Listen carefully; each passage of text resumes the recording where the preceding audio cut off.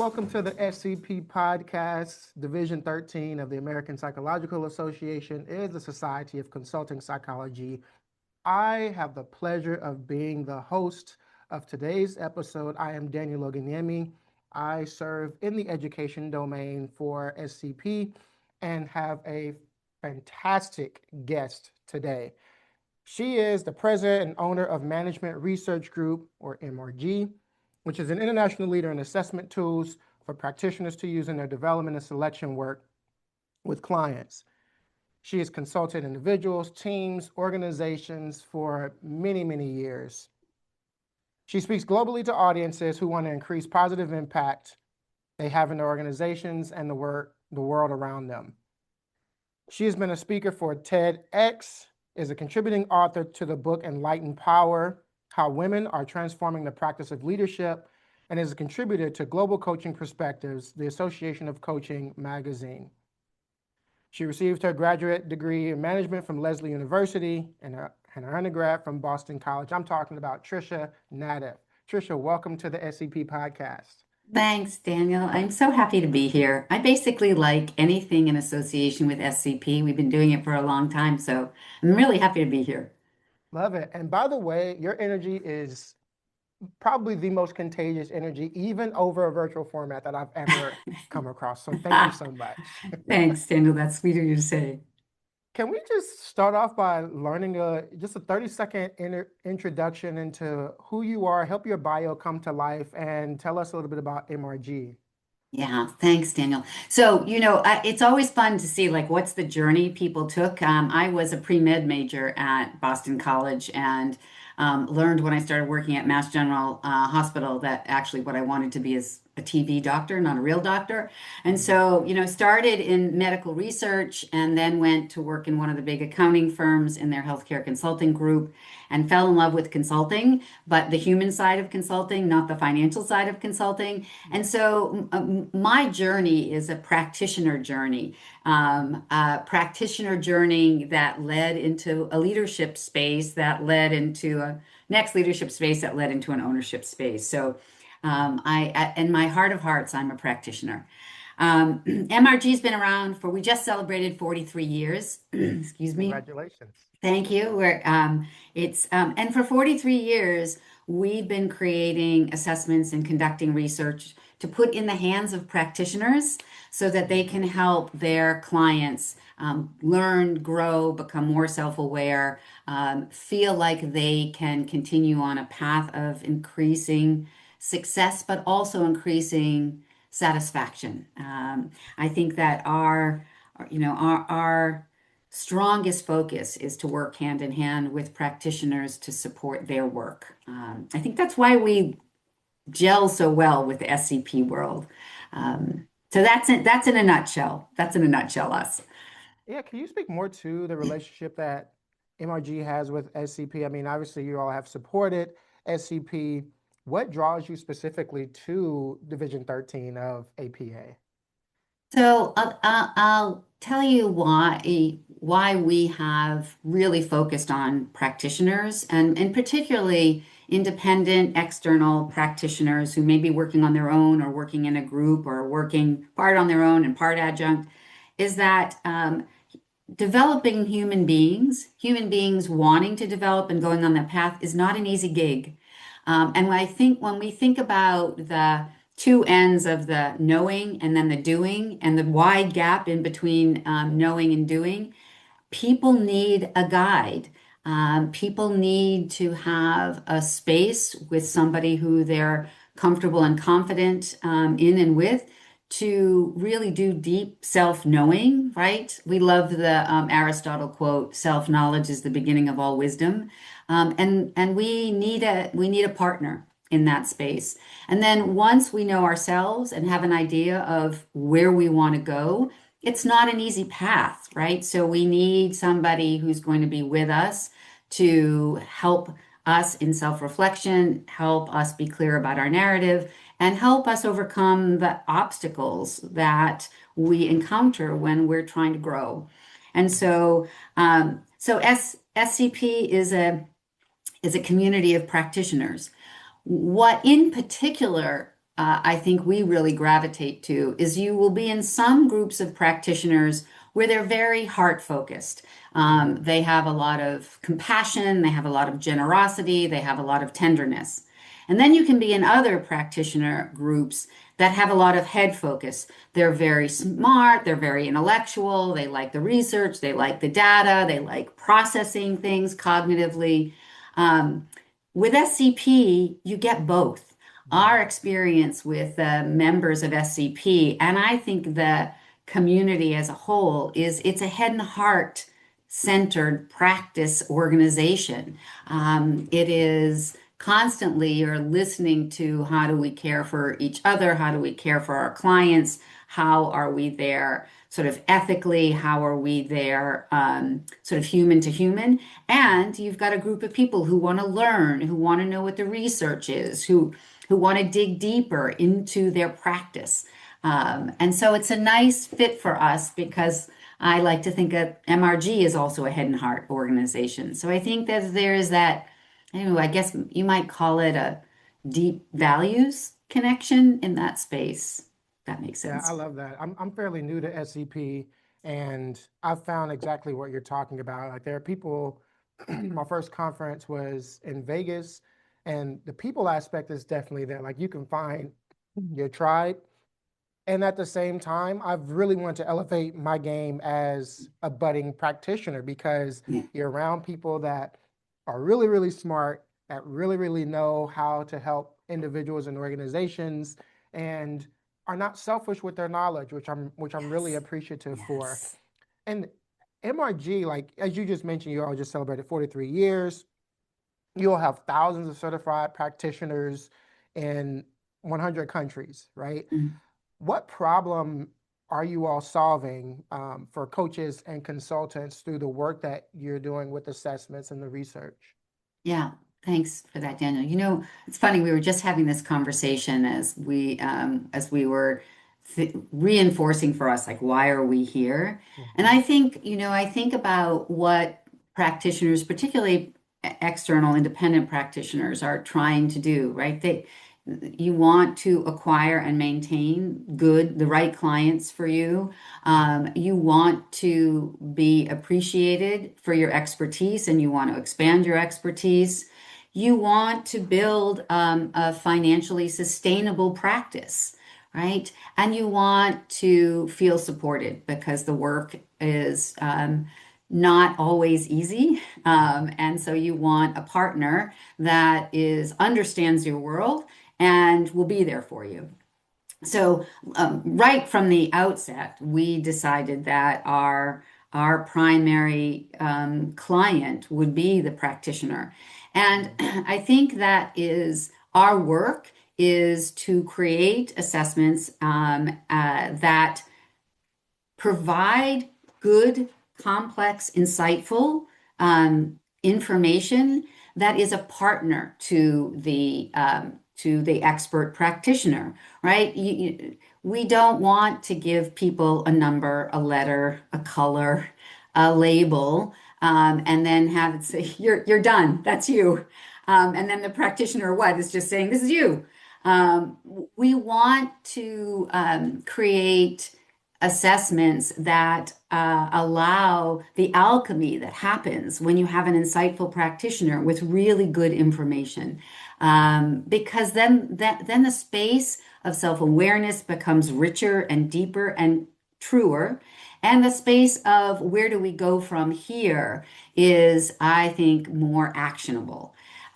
We also, I think the research is important. We don't do research just for navel gazing. What we are trying to answer are the big questions. What does effective leadership look like in so many different scenarios? What puts leaders at risk for not being successful? And again, we don't want to create a prescription, but we want to put useful knowledge in the hands of practitioners, and we trust that those practitioners will know how to use that information in service of their clients. So I Yeah. think that's really what we're about. And I think because our primary focus is practitioners and particularly experienced practitioners, it allows us to create things that do go deeper, because we're putting them in the hands of people who can work with that and do really good work with their clients. Yeah, I love that. And you just talked about leadership, which that's a topic that you and MRG talk about quite a bit. There seems to be this persistent idea that leadership is something that people have or they don't have, like it's an innate trait. Can you tell us about some of the research that you were just alluding to? What does that say about that particular belief? Yeah, that is not true, Daniel. It's not true. You just hit one of my hot buttons. I think it's an old model, right?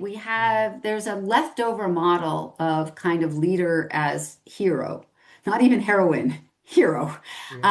And it's this sort of almost a superhero, kind of thing.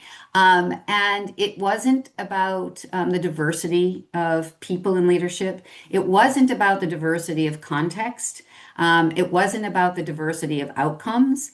So, if we really look at the core of what the definition of leadership is and strip it away from people's preferences around skills, it Mm, is the purpose of leadership. Leadership is to accomplish a certain set of objectives within a certain context with a certain set of resources, which include people.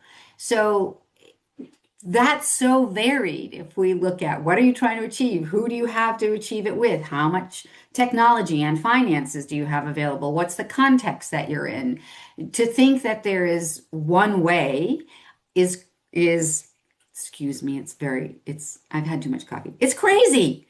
And to think therefore that it's just going to be created from DNA or some chromosomal mix, is also, I think, just an erroneous framing. It is leadership is I was we had a great conversation yesterday with Fina May, who's the author of The Power of a Lollipop. It's a great book. It's a great leadership book. Um, but she had a great framing. She said, when you get promoted and you get the title and you get the compensation, you've been given the role of manager. You're a manager. But she said leadership is a choice. So management is the role and leadership is the choice. And leadership, because we know it's complex and all those things we talked about, the goals, the resources, the context, those are not static. So it's a choice you keep remaking. And so we are in a continual developmental path when we choose leadership. So no, I don't think it's innate. Um, I Yeah, think, that I will also share, we spent a lot of time supporting leadership in the humanitarian sector. So very culturally diverse in very unique circumstances. Um, and we saw some really unique patterns of behavior in that were extraordinarily compelling, because it had either cultural resonance or it had mission alignment, or it had technical expertise that liberated people. And so it really was such a great reinforcer of be open to actually what creates that positive way of engaging so that people rally around the objectives that need to be accomplished. Um, so I think the more diverse our experience is with different kinds of leaders in different contexts, um, the more we have to end up with the conclusion of what is good leadership. The only answer is it depends. yeah, Right? that's so helpful. I mean, the definition of leadership, as you started talking about, really has to become contextual in many ways because are you a leader because you have thousands of followers? Are you a leader in your own home? What is leadership actually, and do you have to have extroversion over introversion or a certain level of, I don't know if the kids are still saying Riz or not, but charisma? Do these things actually make great leaders? So maybe there's like this leadership mythology that we can start debunking a little bit. What Yes. are a couple of those myths that you all are seeing in the data or not seeing in the data that we can help rewrite? And maybe I'm not even going to put myself on the cross for a second.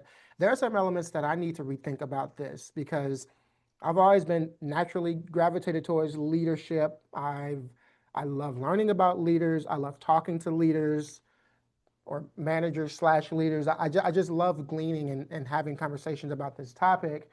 And there's a part of me that still is clinging on to maybe there is something the nature takes over for the nurture when it comes to leadership at times. Can you help me and the rest of our listeners better understand some of those myths and how you all are, for lack of better terms, debunking them? Yes, yes.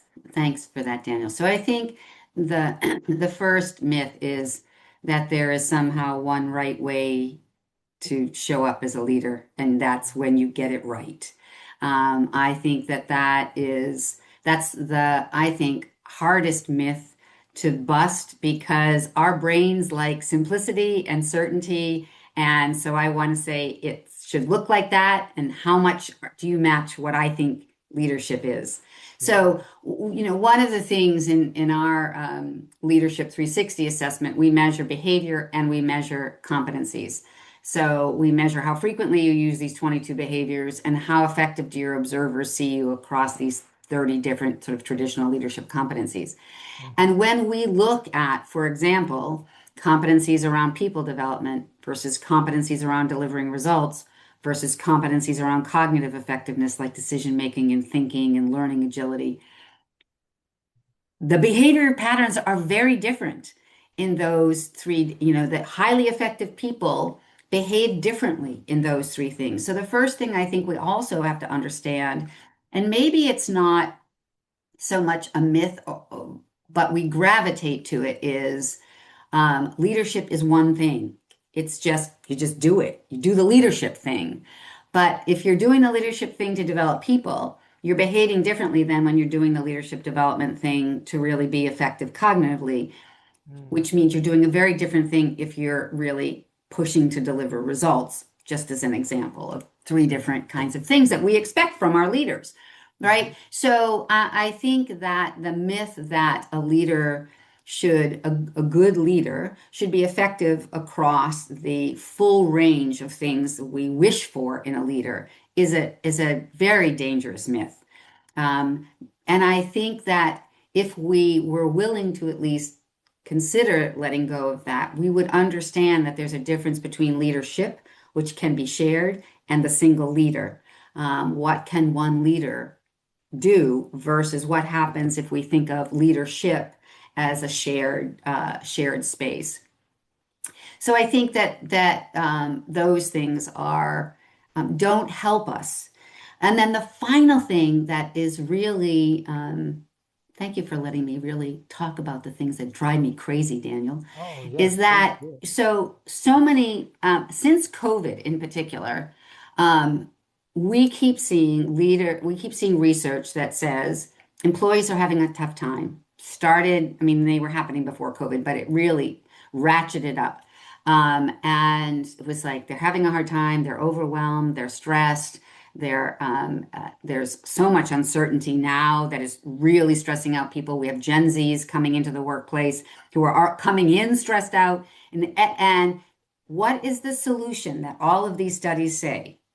So leaders will need to, as if leaders are a separate species than all these human beings who are experiencing overwhelm and stress.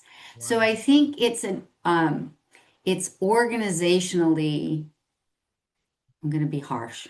It's organizationally lazy to Mm. say we have all these issues with the human beings in our organization, and it's the leader's responsibility to attend to it, as if the leaders live outside of this human population. Mm. And so I think organizations are pushing off some things that actually need to be systemic solutions what does our strategy look like, and can we be courageous enough to say that it's too big for the resources that we have? What are our communication vehicles? Do we have the best technology that allows people to do work? We ask leaders to be the stopgap for all the weaknesses in the organizational system. And that's unfair and unrealistic and is never going to solve our problems. So am I hearing you correctly in saying that leaders certainly have a role to play in organizational health and the development of the folks that follow them, but that does not negate the personal responsibility of those that are being led? Am I? I think that is a piece of it, right? We're all adults in the workplace, Mhm. right? So I think there is personal responsibility. And yes, there is leadership responsibility. But if we're saying employees feel stressed, employees feel overwhelmed, employees are, et cetera, the leaders are included in that, right? They're Wow, feeling the okay. same thing. So we're asking singularly the leaders to not only rise above their own overwhelm, stress, frustration, lack of well-being. So overcome your own and then fix it for everybody else, I see. right? So I think that's the again, you're absolutely right. They have a role, but organizations also have a role to do systemic audits to ask what within our system is making it harder for our non-leader employees and harder for our leader employees to actually function in a healthy, productive way in our organizational system. Got it. Um, I think that too often that research that puts it all on the leaders assumes the leaders are somehow a super species Yeah. and not experiencing the same kind of challenges that the non-leader population is experiencing. Yeah, I've seen that come up in practice, and that can we can go to a whole tangent off that. So I'll keep it moving for now. But yeah, I've seen that in practice where people will refer to it as the administration or management, and they're seen as these, yeah, as you mentioned, these superhuman folks that Yeah, don't feel the same emotions, that don't have the same attitudes, thoughts as anyone else because they're yeah. humans first. This is something that in our prep call you were talking about how the assessments at MRG honors human complexity, which I so love that. There's one thing growing up in the psychology world, I've seen everything from really rigorous assessments to which animal are you today, or what is your spirit color. I mean, it's there are Yeah, so yeah. many things that are within that, and obviously MRG has the rigor to go along with what you all do. Well, as I mentioned, you talked about honoring that human complexity, the descriptive and compassionate rather than being strictly evaluative and prescriptive. What does that mean, and what can a practitioner expect when they utilize an MRG assessment? That's a great question, Daniel. Um, so there has been there's a television show called Name That Tune. It actually started in the 50s as a radio show, and then in the 70s and 80s it came on to TV, and it has come back actually onto TV, and it's a show that you win if you can name the song in the shortest number of notes. So, I think they start with like six notes and then, they go down to three, and some people can even name it in one. And I feel like we do that with people, right? It's like, just give me few data points on you and I got you. I know who you are. I know how you're going to be. I know how you're going to show up. I know, right? And we're fighting a little bit against our brain in that our brain likes certainty and it prefers a kind of absolute simplicity in that, definition. Now I'm secure. Now I know you. Now I know how to deal. Yeah. But that's actually not who we are as humans. We are complex, we are nuanced, we have things inside of us that are contradictory, both in terms of behavior and in terms of motivation. And so I do think there is a role for more simple questionnaires and assessments. where maybe they're just self-study, or maybe we don't have very much time and we want to give people a little bit of information to self-reflect, or maybe a little bit of information in a team to have a conversation. The risk I see in that is people tend to glom on to that. And now it's, I've named you in one color or four letters or one label or whatever. In and of itself, the assessments and questionnaires that are not even assessments can help with conversation and open up the space. The challenge is our minds do this sort of reductionist thing that then start to slot people. I think for experienced practitioners, particularly the SCP population, and there's psychologists, and they you all went into the work because I'm assuming humans are fascinating. And humans in relationships are fascinating, and humans in relationships and organizations are beyond fascinating. So when the work calls for somebody with the skills of an experienced practitioner, you want assessments that are going to match the depth that you can go to as a experienced practitioner and as a psychologist, right? So I think that what we try to do, and it's a really interesting line to walk, because we want to give the practitioner, and therefore in the hands of practitioner, the client, really deep, meaningful information. But we can't overwhelm them, right? Because we're already all overwhelmed. And so we've got to find a way to deliver it so that there's a way of working with it for self-knowledge. And it has to be delivered in a way that the person who you're delivering it to becomes curious, right? You don't want them to shut down. This is either too much, or I feel criticized and I can't stay with you. But you also want it to be somewhat workable in the hands of an experienced practitioner. The practitioner then knows, well, this is a lot of information.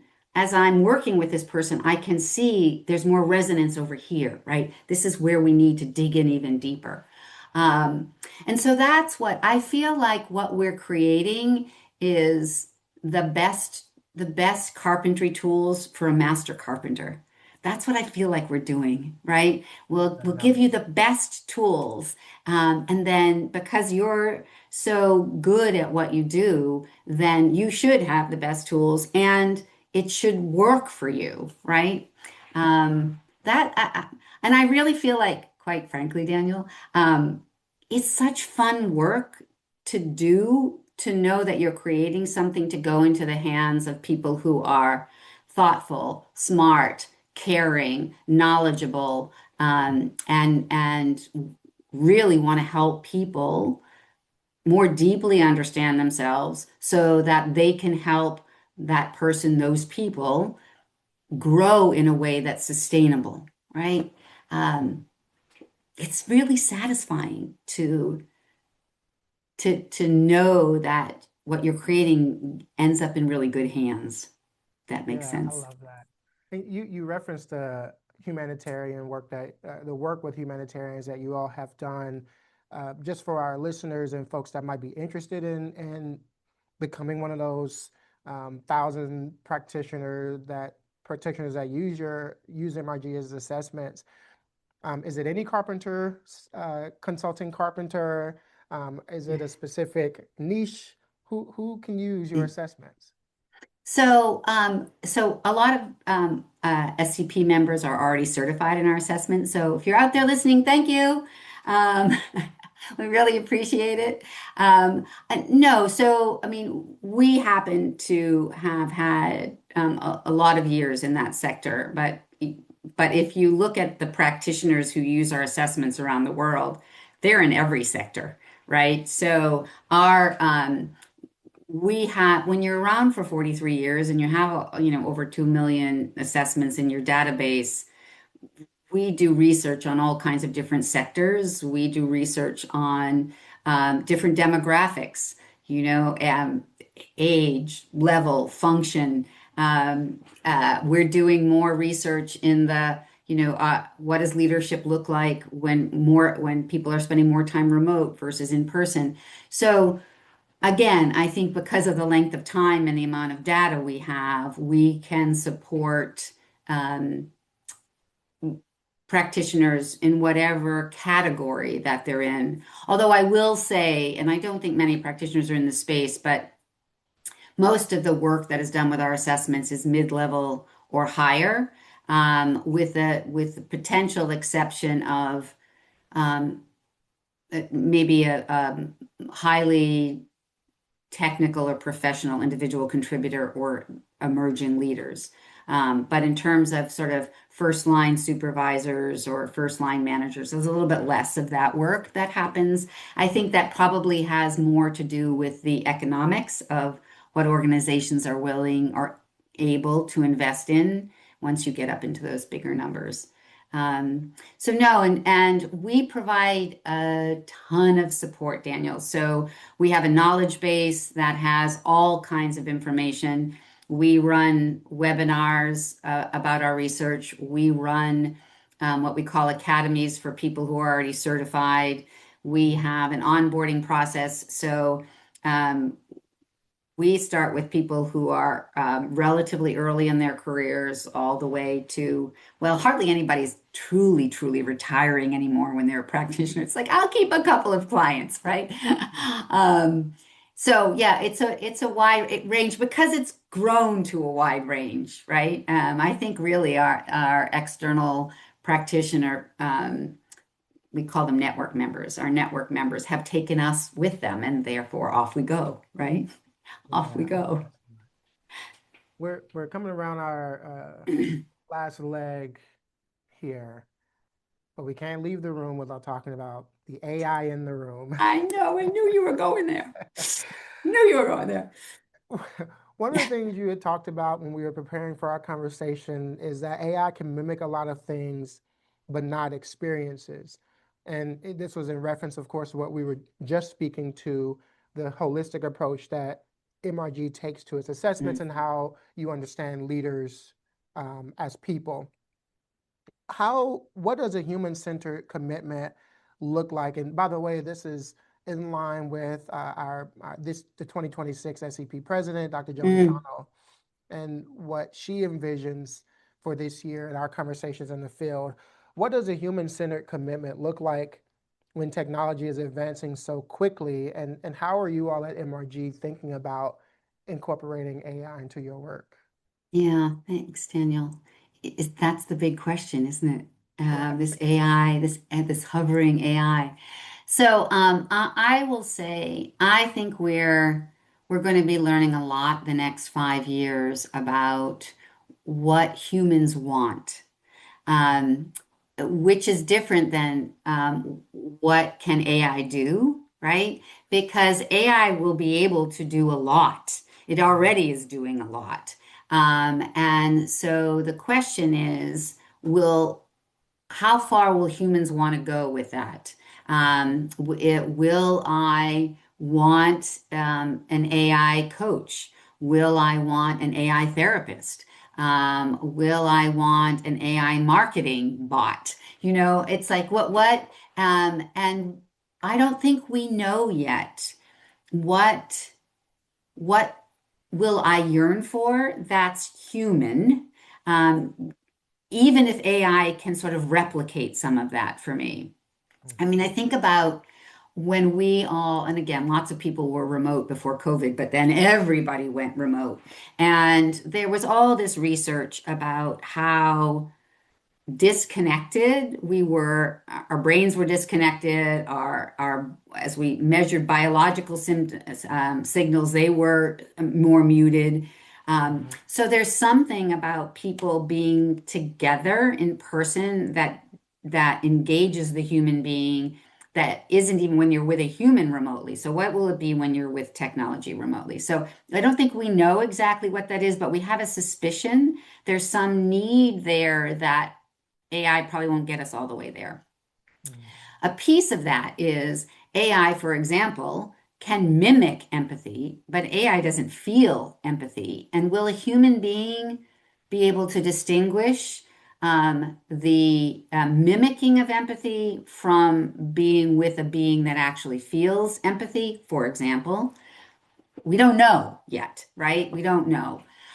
We also don't know what boundaries human populations, communities will choose to put around AI.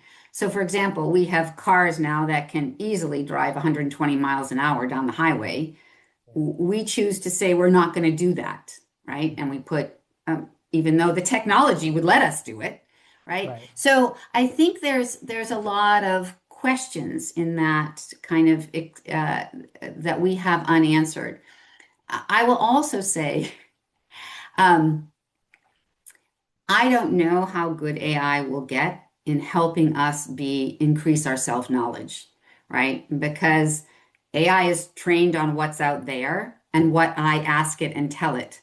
So if I have an average amount of limitation in my own self-knowledge, and AI is offering me what's out there in relationship to my questions, how far does it help me versus another human being who might be able to pick up more?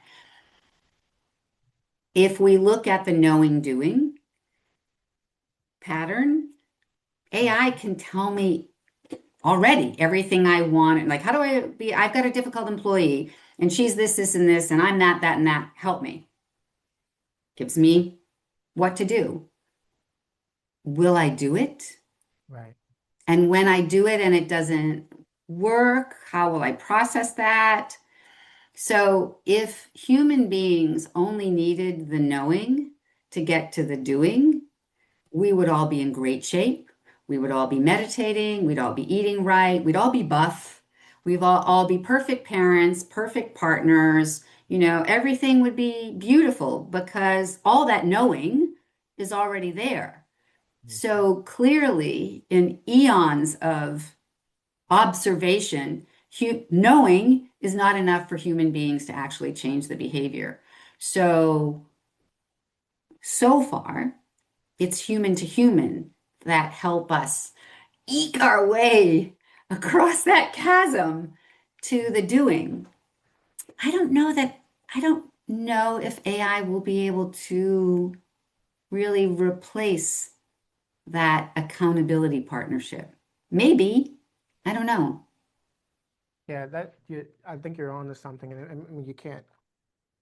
Every time I look at a TV, look at a news source, look at my email, I mean, it's literally everywhere. There are people fighting about AI and suing the other person about who gets the rights and who did what right. There's AI running marathons or bots running marathons and playing tennis. There's all the way to my little micro world of where I try to use AI to help me Yeah, formulate some language sometimes or think through.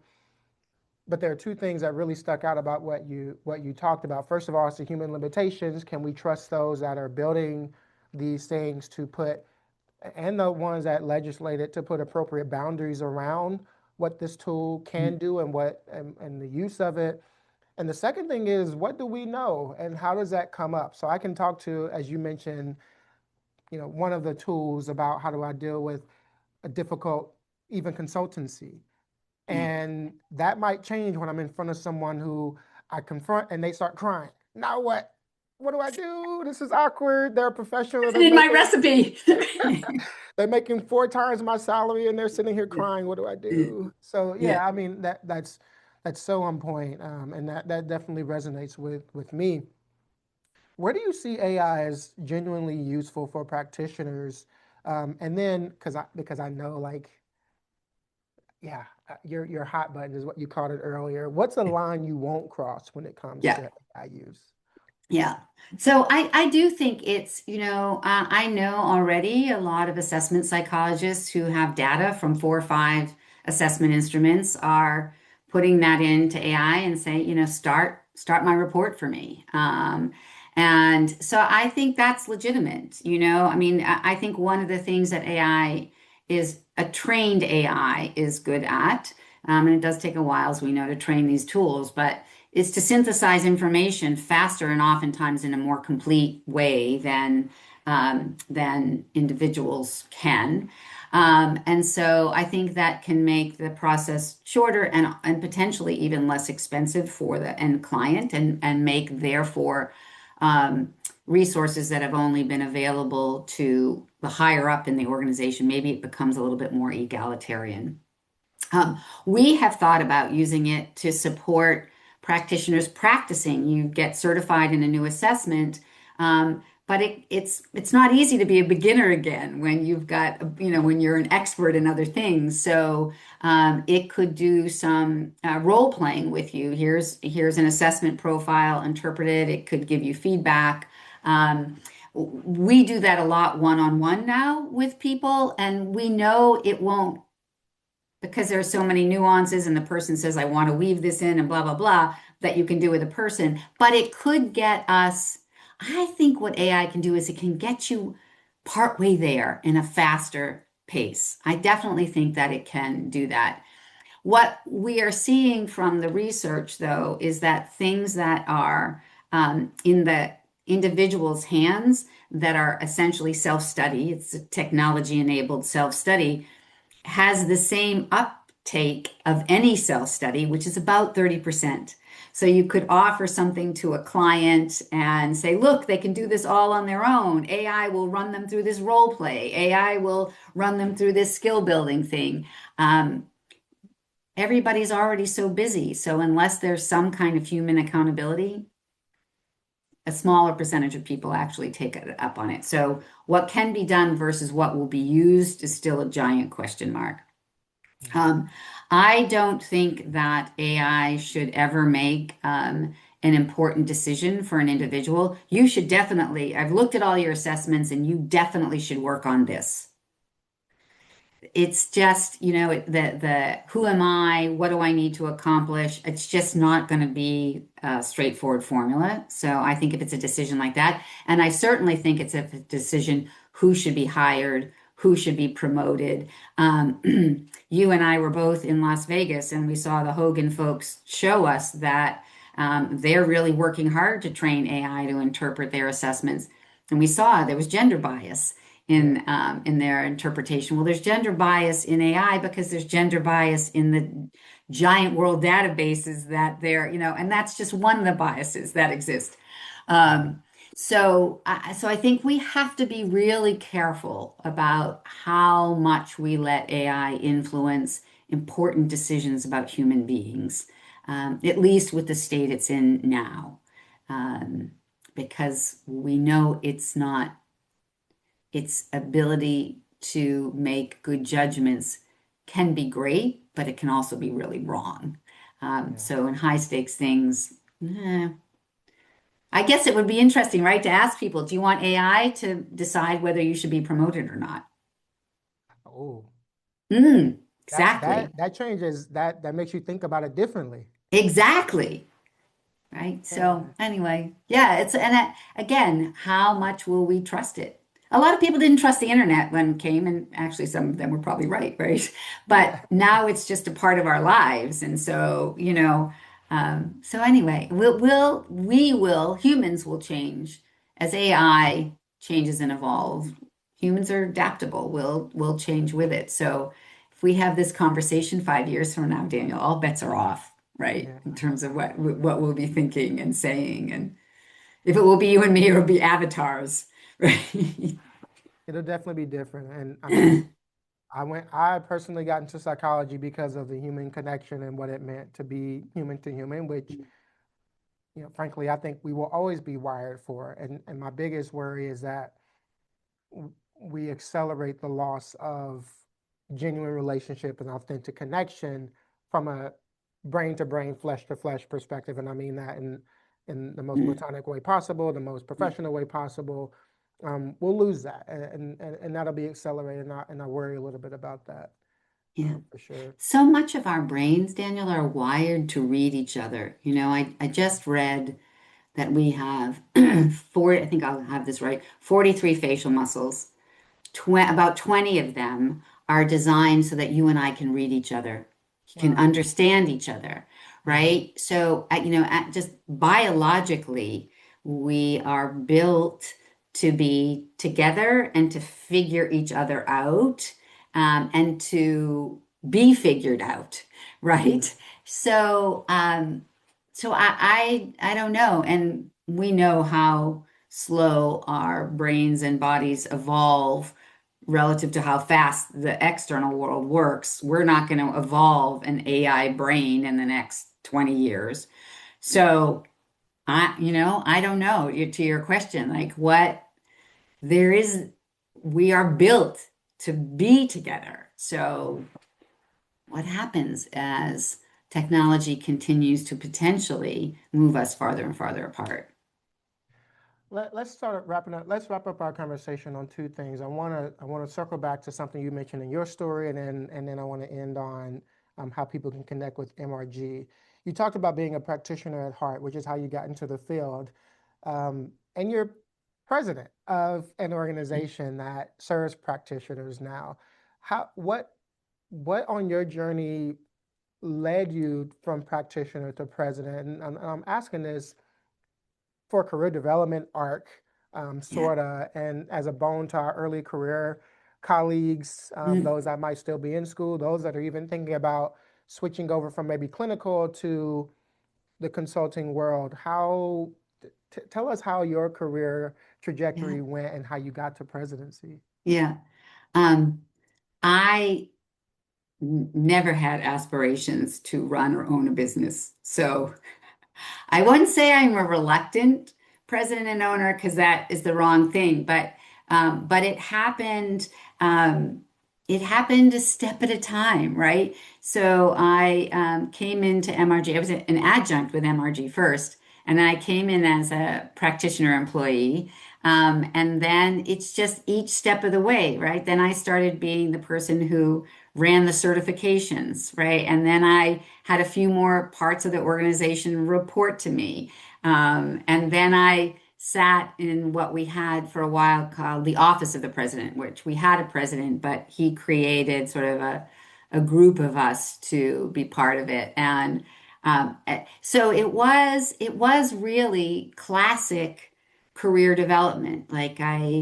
You know, it's like you get put into something, you really don't know what you're doing. And then you get better at it and you're like, oh, okay, good, I got it. And then you get put into something else and you're like, run, I don't know what I'm doing. And then it's that. And I think what helped in that is we're in an organization and we're in a profession that believes in growth and development, not in you either have it or you don't. Um, and I was with a lot of people.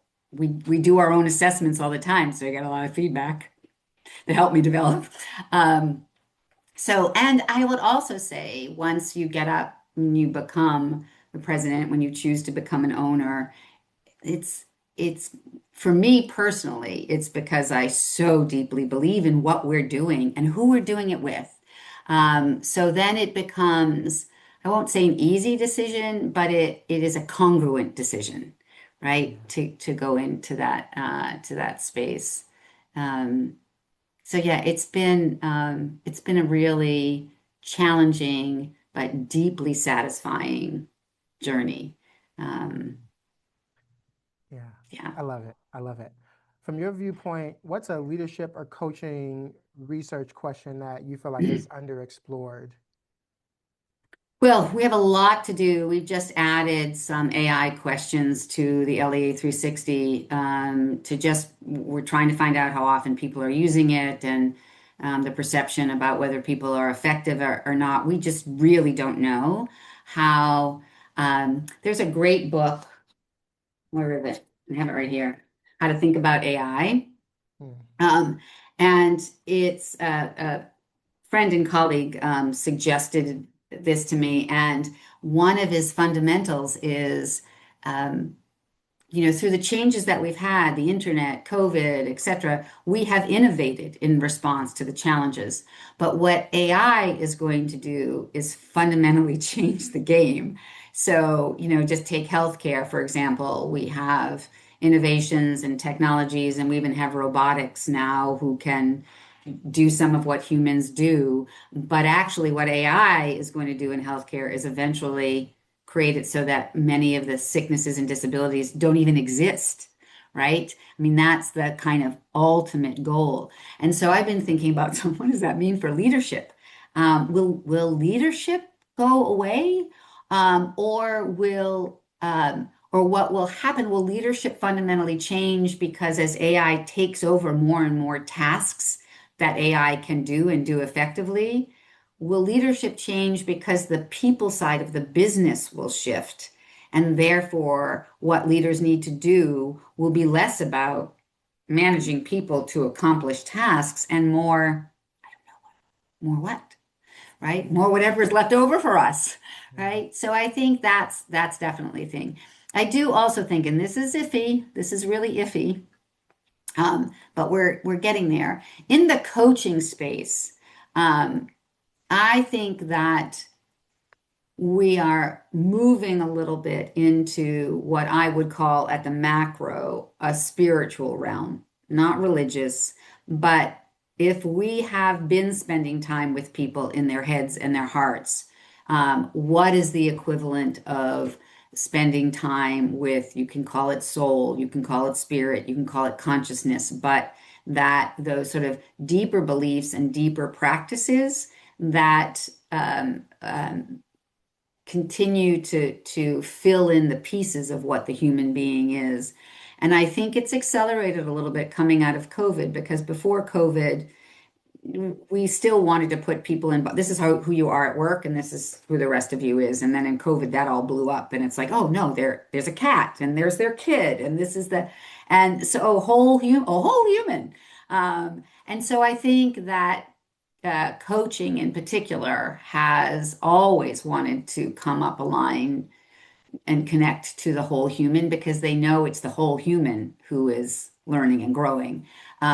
So I think that it's a especially careful area. Just like we have to be careful about therapy, we have to be careful about spirituality. But there is something there that is starting to emerge a little bit more widely that we're watching. What is this? We happen to have an assessment that measures how much energy and time people spend in spiritual development. It's a coaching assessment. So just kind of watching, not trying to proselytize or get too excited about it, but we might be a little bit excited about it. Well, let me give you just a very, very brief space. So where can people find you, Tricia, and how can they start getting connected with MRG? What is there to be Yeah, excited about with yeah, connecting yeah, with yeah. MRG? Yeah. So when we are always, always, always doing research, and I will tell you, one of the big things that guides our research is a practitioner saying, what do you have about thus and such?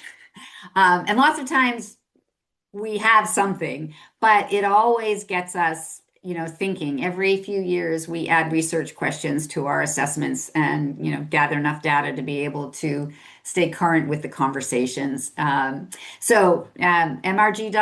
is the website, and we publish a lot of our research there. If you're already a client, are already certified, the MRG knowledge base has additional information that you can get. You can find like every working grown up in the world. You can find me on LinkedIn and MRG on LinkedIn. So yes, and we're happy, even if you're not already a certified MRG network member, we're always happy to share our research. We just think in a world, leadership is very noisy in terms of the opinions and perspectives people have. And if you're interested in having some evidence-based um, um, results on something that, maybe you're trying to help a leader become more compassionate, or maybe you want to know what behavior patterns put leaders at risk. And if you want to know that, come to the SCP webinar we're doing, although it's on May 19th, so I don't know if this will be published before or after that. So if you're curious about research, please feel free to reach out. We're always happy to share. Tricia, thank you so much. We'll link some of those things and whatever the show notes become. You sent me a link that can get people started about MRG's research. Of course, we'll put your contact information there. I love the resources. I hope I can also link those as well. You talked about the power of a lollipop, and then how to think about AI as some books that you've either recently read or currently reading.